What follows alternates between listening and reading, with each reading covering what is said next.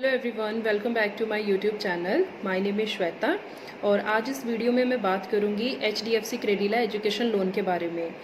Guys, इससे पहले मैंने एक वीडियो बनाई थी विद्या लक्ष्मी पोर्टल में आपने लोन कैसे अप्लाई करना है। तो उस वीडियो पे मुझे काफ़ी मैसेजेस आए हैं और मुझे मेल्स काफ़ी आई हैं कि मैम हमने एजुकेशन लोन लेना है, एजुकेशन लोन के ऊपर आप एक अलग से वीडियो बनाइए और हमें कितना लोन मिल सकता है, कितना इंटरेस्ट रेट होता है। तो आज इस वीडियो में मैं HDFC क्रेडिला जो एजुकेशन लोन है उसके बारे में एक्सप्लेन करूंगी स्टेप बाय स्टेप, और हर एक पॉइंट में क्लियर करूंगी कि HDFC क्रेडिला एजुकेशन लोन का इंटरेस्ट रेट क्या है, उनकी प्रोसेसिंग फ़ीस वो कितनी चार्ज करते हैं, रीपेमेंट ऑप्शन क्या रहता है ना। तो आप इस वीडियो को पूरा एंड तक ज़रूर देखिए, ये आप लोगों के लिए स्पेशली स्टूडेंट्स के लिए बेनिफिट होने वाली है। बिकॉज आज के टाइम में मैं नोटिस कर रही हूँ कि बच्चों को ना एजुकेशन लोन लेने में काफ़ी दिक्कत आ रही है। कुछ या तो उनके कोर्स से रिलेटेड कुछ प्रॉब्लम है या उनको इंटरेस्ट रेट कुछ कम या ज़्यादा लग रहा है। तो सबसे पहले मैं बात करूंगी HDFC क्रेडिला एजुकेशन लोन के बारे में। और गाइस, एक बात और, अगर आप लोगों ने अभी तक मेरा चैनल सब्सक्राइब नहीं किया है तो प्लीज़ इसे सब्सक्राइब कीजिए और वीडियो एंड तक ज़रूर देखिएगा। तो HDFC एजुकेशन जो लोन है उसका मैं थोड़ा सा ओवरव्यू आपको दूंगी कि आपको पता होना चाहिए वो है क्या। HDFC Credila guys 100% subsidiary company है HDFC लिमिटेड की, और इसको काफ़ी अच्छी रेटिंग भी दी गई है।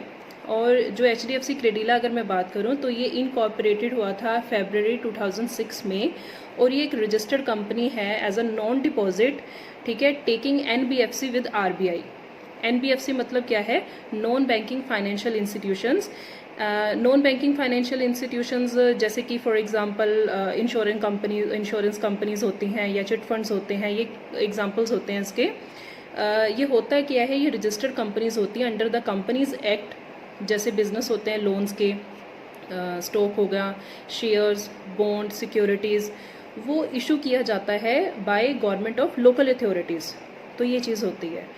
और HDFC जो ये क्रेडिला की मैं बात कर रही हूँ, ये इंडिया का सिर्फ अकेला ही NBFC है, राइट, जो आपको टैक्स बेनिफिट प्रोवाइड करता है, ऑफर करता है आपके इंटरेस्ट पे, ठीक है, टैक्स बेनिफिट आपको ऑफर करता है। ये हो गया कुछ ओवरव्यू जो हमारा HDFC क्रेडिला का है, राइट। अब HDFC क्रेडिला में आपको लोन कितने तक का अमाउंट मिल सकता है, कितने तक का आपको लोन सेंक्शन हो सकता है, देखिए that's totally depend on your profile.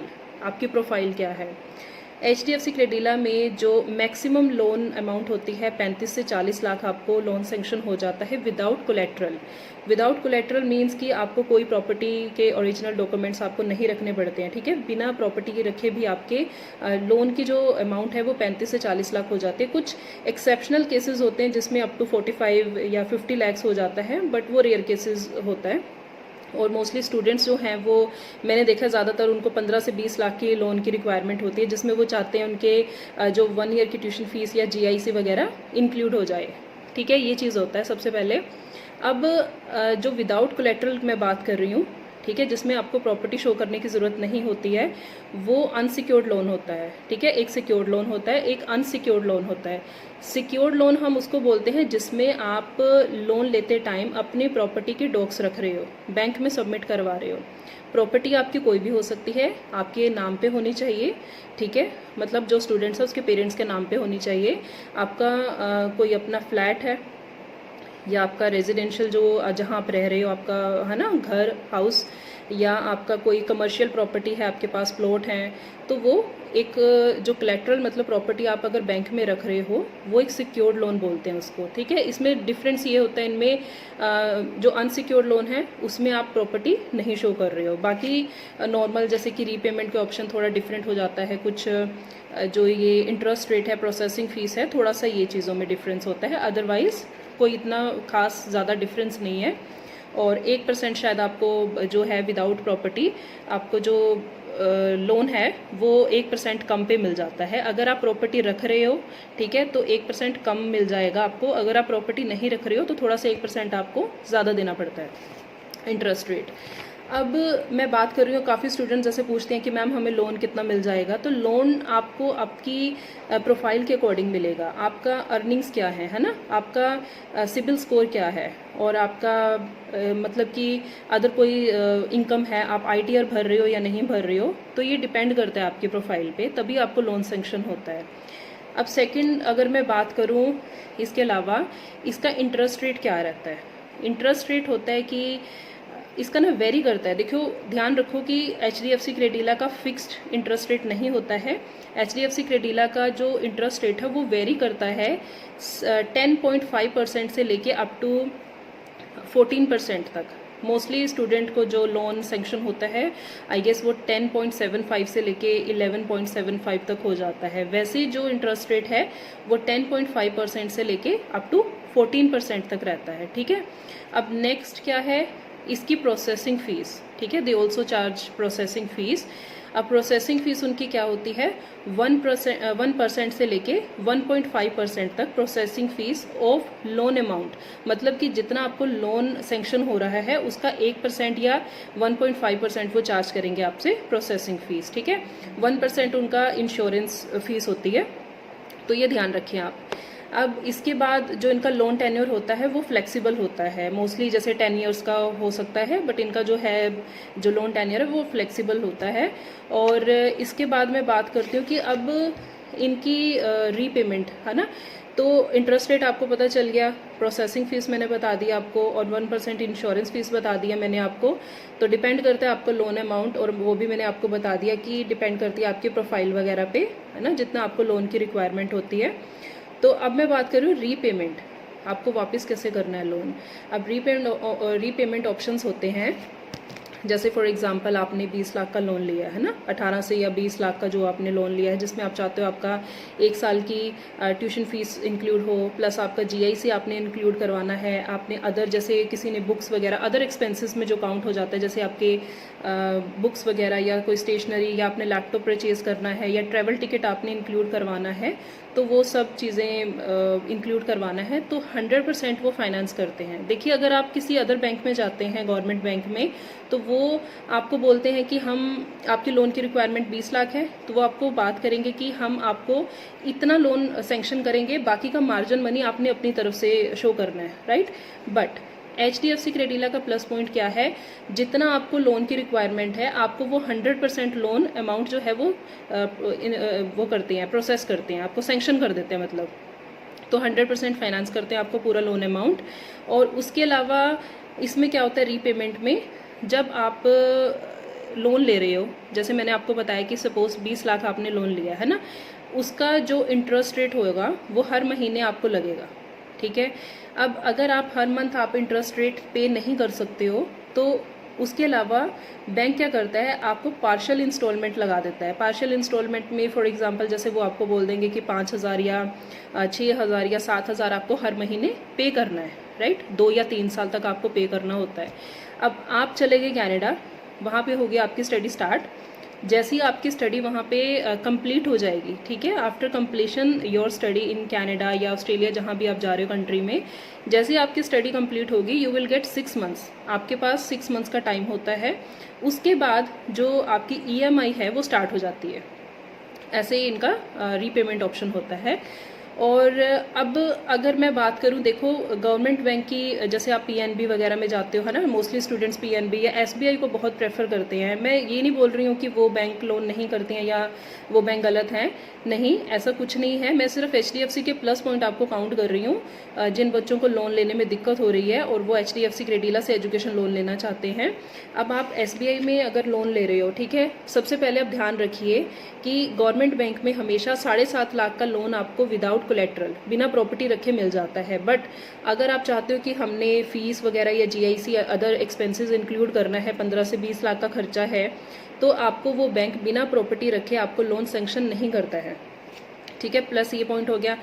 अगर HDFC की मैं बात करती हूँ तो वो आपको 35 से 40 लाख बिना प्रॉपर्टी रखे भी लोन दे देता है। आप ये मत देखिए कि वहाँ का मैम हमें SBI में इंटरेस्ट रेट कम मिल रहा है ना, हमें तो वहाँ 9% पे मिल रहा है, आप यहाँ 11.75 पे हमें मतलब लोन सेंक्शन कर रहे हैं HDFC क्रेडिला के। देखिए गाइज, ध्यान इस चीज़ पे रखिए, अगर आपको लोन की रिक्वायरमेंट है, हमारा मेन पर्पज़ क्या है, हमें लोन लेने से रिक्वायरमेंट हमारी पूरी हो रही है ना। अगर आपको वो प्रॉपर्टी के बिना ही लोन आपका सेंक्शन कर रहे हैं तो ये आपके लिए प्लस पॉइंट है ना। आप 1-2% उसमें इंटरेस्ट रेट मत देखिए, आप अपना बेनिफिट देखिए जहां आपको ठीक लगता है। ठीक है।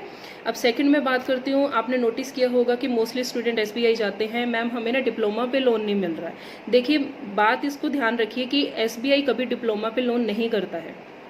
एसबीआई अगर आप +2 के बाद डिप्लोमा के लिए जा रहे हो तो वो बैंक लोन नहीं करेगा, ठीक है। अगर आप ऑलरेडी ग्रेजुएट हो, ग्रेजुएशन की हुई है आपने इंडिया से और आप फिर डिप्लोमा के लिए जा रहे हो, मतलब वो डिप्लोमा के लिए लोन नहीं करता है। आपको वो लोन करेगा आपकी बैचलर डिग्री के लिए या आपकी मास्टर डिग्री के लिए, राइट। चाहे आप ऑलरेडी यहाँ पे मास्टर्स की हुई है फिर भी आपने अलग से मास्टर्स के लिए आप जा रहे हो तो वो लोन सेंक्शन करता है आपका, राइट।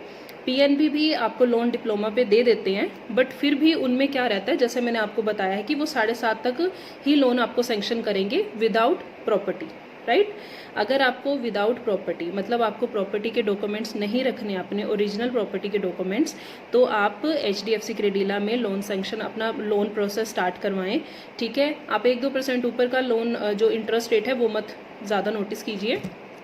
अगर वो आपको 10% पे दे रहे हैं गवर्नमेंट बैंक और यहाँ आपको देखिए लोन भी ज़्यादा मिल रहा है और आपका इंटरेस्ट रेट 1% या 2% वो ज़्यादा देख रहे हैं, तो this is the best option कि आप इसके लिए जा सकते हो।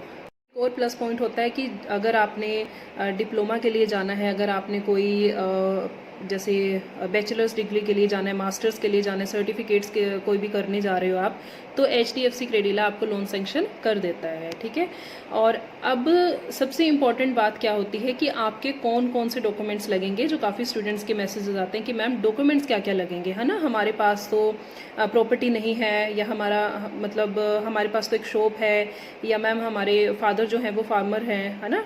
तो सबसे पहले मैं आपको डॉक्यूमेंट्स बता देती हूँ इसके कि कौन कौन से आपको डॉक्यूमेंट्स की रिक्वायरमेंट होती है। First one is your all KYCs, जो मेन एप्लीकेंट है मतलब स्टूडेंट, प्लस को एप्लीकेंट साथ में ज़रूर होता है एक, ठीक है। को एप्लीकेंट में आपकी मदर, आपके फादर, आपका कोई भी कज़न ब्रदर या अंकल आंटी, है ना, या आप मैरिड हो तो आपका स्पाउस वगैरह, तो वो को एप्लीकेंट बन जाता है। तो सबसे पहले हमारा क्या लगेगा, जो आपकी KYC में आपकी क्या क्या चीज़ें आती हैं, आपका आधार कार्ड और आपके पैन कार्ड्स, ठीक है, ये लग जाएंगे। स्टूडेंट का पैन कार्ड, आधार कार्ड और उसका पासपोर्ट, और को एप्लीकेंट का आधार कार्ड और पैन कार्ड, ठीक है। नेक्स्ट आपकी जो डॉक्यूमेंट्स हैं वो होता है आपका स्टूडेंट के एकेडमिक्स। स्टूडेंट के एकेडमिक्स मतलब उसकी 10th की मार्कशीट, उसकी 12th की मार्कशीट, अगर उसने ग्रेजुएशन करी हुई है तो उसकी ग्रेजुएशन की DMC सारी और मार्कशीट, ठीक है। और अगर मास्टर्स है तो मास्टर्स के जो मार्कशीट होती है, ठीक है। ये हो गया आपके स्टूडेंट के एकेडमिक्स। थर्ड आता है आपका एक एप्लीकेशन फॉर्म होता है, वो हमें खुद HDFC बैंक ही प्रोवाइड करता है, वो आपको फिल करना होता है, स्टूडेंट्स ने भी और को एप्लीकेंट ने भी, और आपकी उसमें 2-2 फोटोग्राफ्स की रिक्वायरमेंट होती है। तो ये हो गया आपका एप्लीकेशन फॉर्म, ठीक है। फोर्थ जो वन है वो डॉक्यूमेंट्स आपका लगता है फाइनेंशियल डॉक्यूमेंट्स। फाइनेंशियल डॉक्यूमेंट्स क्या लगता है, अगर खुद आप मेन एप्लीकेंट है, जैसे आपने मास्टर्स करके या डिग्री करके आपने जॉब करी है कहीं, तो आपके पास आपकी 3 मंथ्स की सैलरी स्टेटमेंट स्लिप्स लग जाएगी, बैंक की स्टेटमेंट लग जाएगी, आपकी ITR लग जाएगी। इन केस अगर आपने जॉब नहीं की है तो आपका जो को एप्लीकेंट है उसके फाइनेंशियल डॉक्यूमेंट ज़रूर लगेंगे। फाइनेंशियल डॉक्यूमेंट इज़ मस्ट, ठीक है। आपने अगर लोन सेंक्शन करवाना है अपना, फाइनेंशियल डॉक्यूमेंट्स में आता है आपका जब आपने लोन अपना प्रोसेस स्टार्ट करवाया है उसके लेटेस्ट 3 महीने की सैलरी स्लिप्स आपकी, प्लस आपके 6 महीने की बैंक स्टेटमेंट, आपकी ITR इनकम टैक्स रिटर्न आप भर रहे हो कि नहीं, ठीक है, ITR बहुत ज़रूरी है विद कंपटीशन, ठीक है। और आपका बैलेंस सर्टिफिकेट या कोई FDs वगैरह आपने शो करनी है आपके बैंक में है ना, 6 मंथ्स की बैंक स्टेटमेंट आपको बता दी है।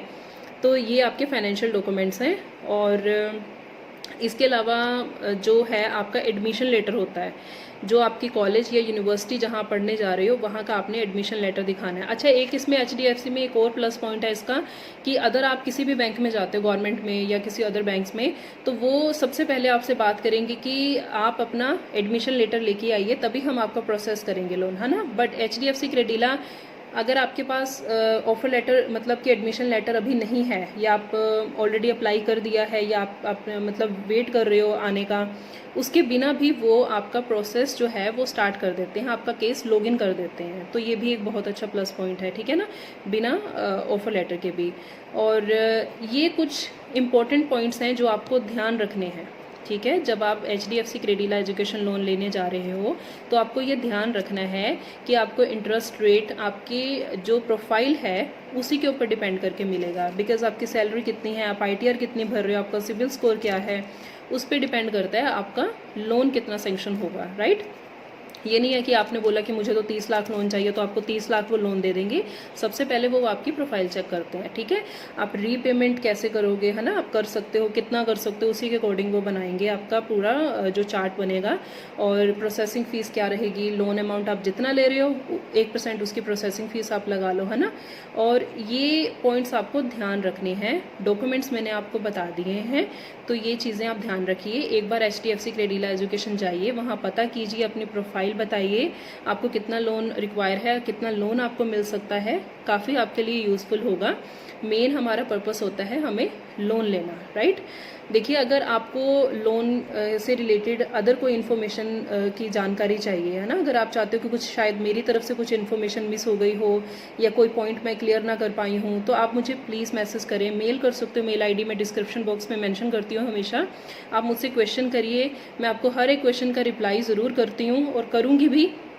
अगर आपको मेरी ये वीडियो अच्छी लगी है तो प्लीज़ मेरी वीडियो को मेरे चैनल को सब्सक्राइब कीजिए, मेरी वीडियो को लाइक कीजिए। और आगे इसी तरह कोई यूज़फुल इन्फॉर्मेशन, कुछ अपडेट्स आती हैं तो मैं आपसे वो शेयर ज़रूर करूँगी। तो आप मुझे बताएं कि आपको अदर इन्फॉर्मेशन किस चीज़ के बारे में, किस रिगार्डिंग चाहिए, right. So thank you so much guys, thank you once again, thank you.